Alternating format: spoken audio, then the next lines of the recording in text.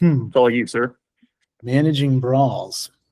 None of us like to find ourselves in these situations. And we're not just going to talk about pre-game meetings or on the field. Well, I have been known to instigate a brawl or two in pregame. Yeah. Good one. Good one, Daniel. You'll be here all night, I'm assuming. All night long, baby. Yeah. I'll stop. We're not just going to talk brawls, though, right? I mean, it's like a dead ball officiating theme with brawls. Brawls sometimes happen to various degrees. Like I said, you don't really, I don't know, maybe some people do. I don't necessarily enjoy being involved in those. The players, we understand it's an emotional game, right? We understand it's a physical game. We also understand that at times it just seems like the players overreact to otherwise legal things, and we know there's some talking going on out there. It's a game played by human beings. Don't you think it's kind of the beautiful thing? I mean, I don't think AI is going to replace dead ball officiating. I mean, you know what I mean? That's like the hot topic in industry and business. How's AI going to replace dead ball officiating? So help me out with that one, Daniel. Let's brainstorm on that for a second before we. I mean, it's the same principle that, well, gosh, they're going to be officiating the whole game from the booth pretty soon. No. Yeah. How do you manage 22, short-tempered, high-performing athletes? How do you manage that from the booth or with the, I don't know. But that's not why we're here. No. That's not why we're here. Why we're here is to – Sony, am I running the video?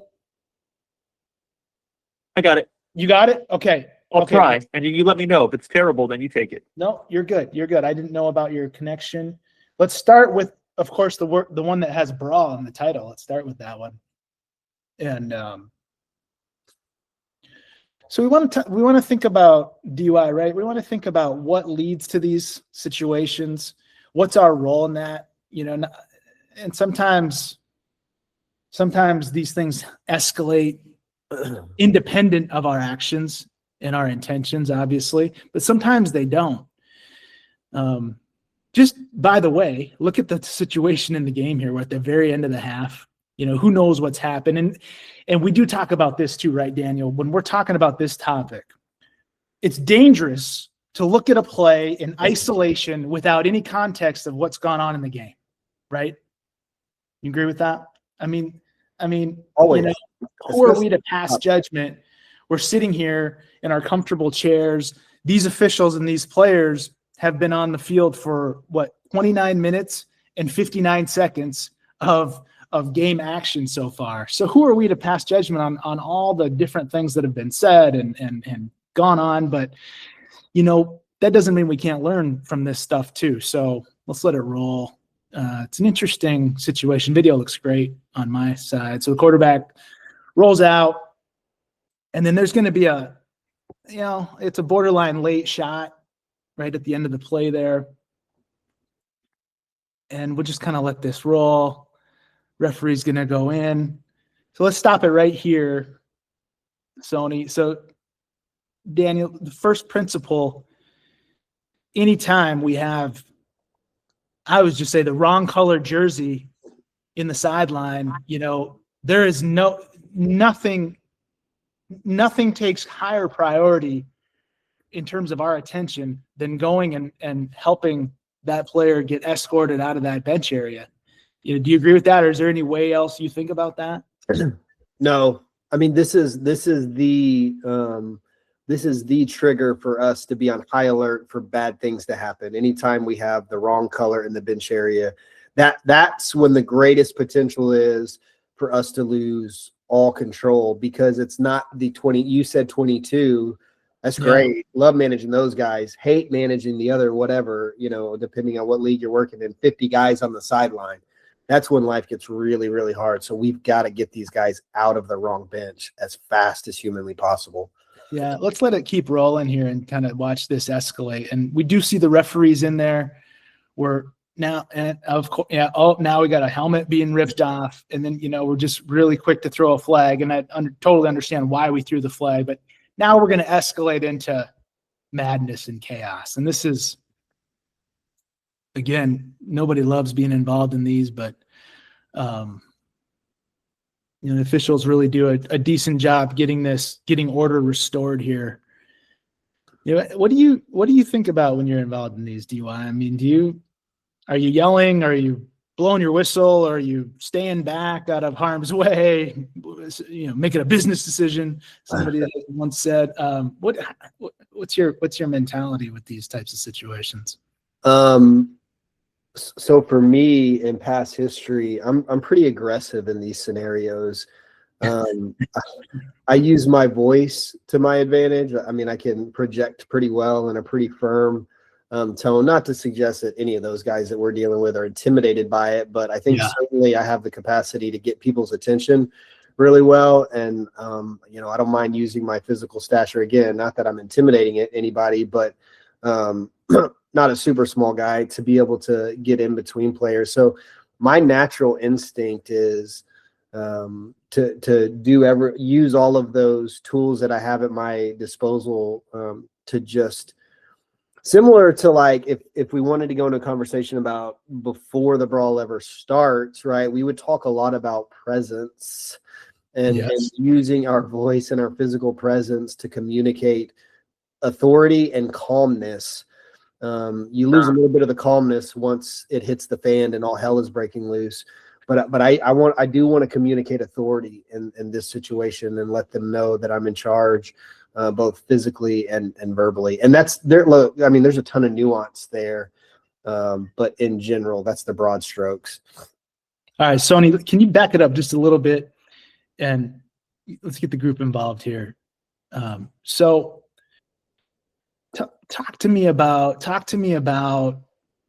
do I want to phrase this? I know what I want to say, but I want to be careful about how I phrase it. In officiating, we never really like to assume things. Like, we're not going to assume that this is going to turn into a fight. We're not going to assume anybody's going to do something unlawful on the football field.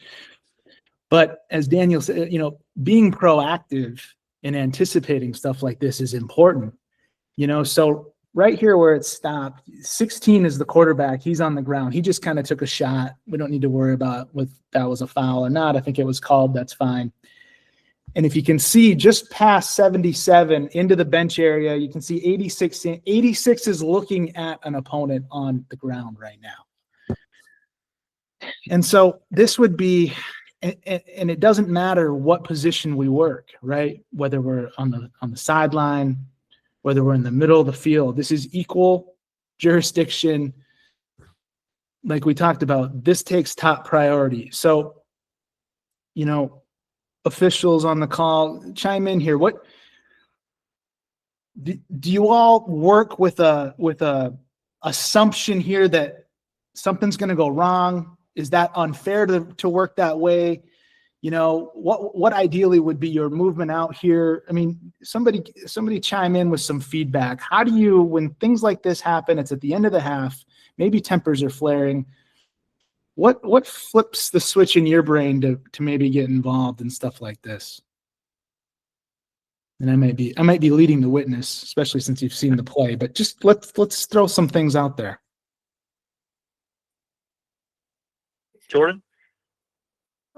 I mean, any big hit on the sideline, especially with the quarterback, or there's usually going to be tempers flaring. So if there's a close hit on the sideline, you got to get in there right away, especially on the sidelines, so that you can get in between them before they start talking. Yeah. Yeah, I mean, time is of the essence, right? That's what I'm hearing you say. Get in there a little quicker. Exactly.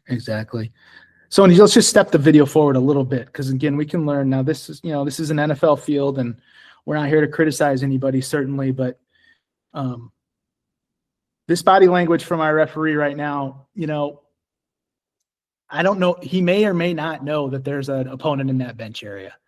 I think if he did know, what he would probably sit here and say is, oh man, I wish I would have got in there sooner. Right, Daniel? Like, I wish I would have got in there sooner.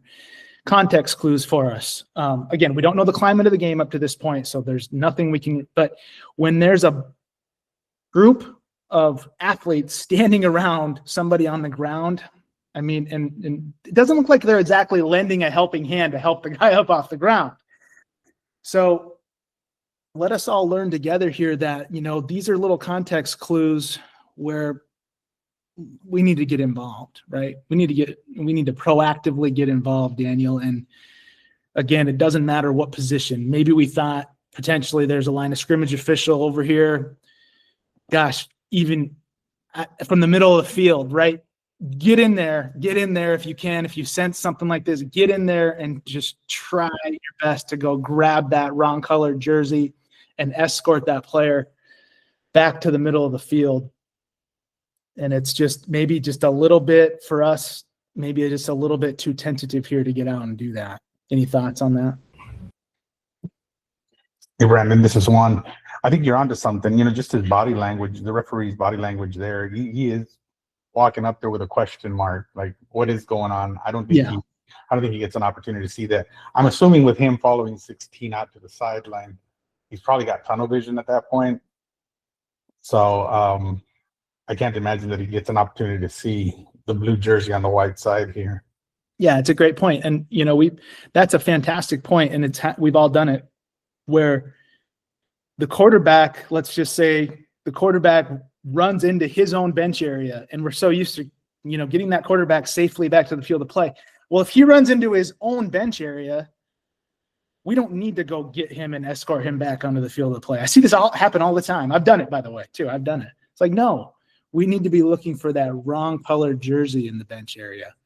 And first step is to see it, but the step before that is to anticipate, you know, any big hit, any type of violent hit, one that even drew a flag here. Let's go the next level. Let's have another official, because we know that when we throw the flag, we start thinking about a lot of things.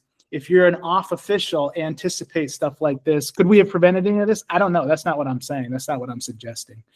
But it's a really good teaching play for us to understand, you know, things that can lead to other things that can lead to, you know, tempers flared that can now lead to a whole mosh pit of players potentially